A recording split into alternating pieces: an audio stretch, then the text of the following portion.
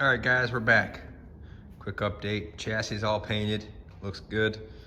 These are our two mounts. That's the front cross member that we modified. We notched this out, welded a piece of real heavy 3/8 in there, both sides, gusseted it on the bottom. That's where the front mount for the motor sits. And this rear mount here goes over the top of the transmission. It's got two studs sticking out of it on the transmission. That's what those two studs are in the back. Then just goes around it and catches a frame. So this mount here that we fabbed up, this goes around the frame of the transmission right here, around the case. It's gonna catch all the clutch housing brackets and everything. Took some time, fabbed that up so it catches a bottom PTO bolt and top two cover bolts. So that works out good. Got a couple of real good coats of black on the chassis. That's all done. Ready for final assembly.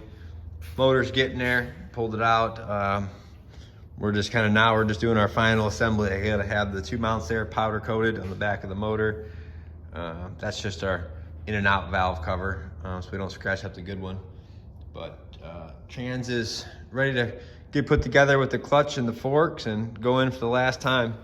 Cab we've done quite a bit of work on, sanded the whole floor, 2 layers of Por 15, some white Por 15 just to clean it all up.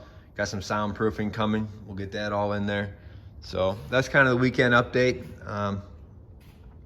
That's the front motor mount that sits on that front cross member. Works out really good actually. So hopefully this week we'll have the motor in for the final time. Once it's sitting in there, we'll give you an update on kind of where it sits and how it looks. And the next time it goes in, it's in for the final time. There will be no more in and out. So we're getting there. We're doing good. We're making progress on it. So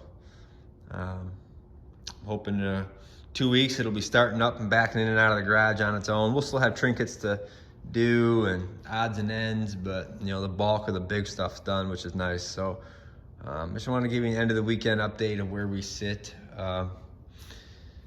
It's going together. Not too bad actually. So you know, we got our new clutch and flywheel. I'm waiting for a set of flywheel bolts from ARP. These are some odds and ends I got from GM. That's where the clutch bolts on to the transmission. I got some arms that I made, different arms. I got some brackets and bolts from GM. I actually looked up a C8500, and a C8500 uses that 8LL transmission. Even though ours is a 7LL, the 8LL is the exact same transmission. So they used it in the C7500 and 8500, which was good, so I was able to kind of get an idea of how everything goes together. I actually got that cable out of a C7500 that had an 8LL in it, along with these clutch pedals and stuff too. So it was good. I was kind of able to get an idea of how it goes together from the factory.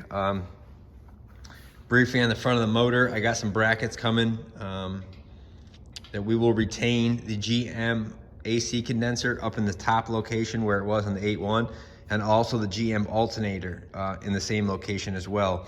So it'll have a Kodiak AC condenser, Kodiak AC compressor, Kodiak alternator. So when you're on the road and you have issues, you can get stuff for the truck. Same thing with the clutch cable. It'll be for, you know, a Kodiak.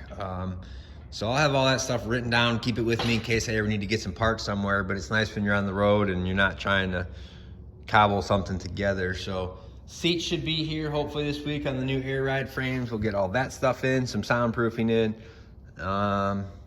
We got some good stuff going on. I actually sold the boat trailer that the boat's sitting on. I did some horse trading and ended up getting a really nice gooseneck one for it that we're gonna have to make a trip to Oklahoma and swap those two out. So we'll be doing that here as soon as this truck's done, and we'll continue on. So that's our weekend update. All right.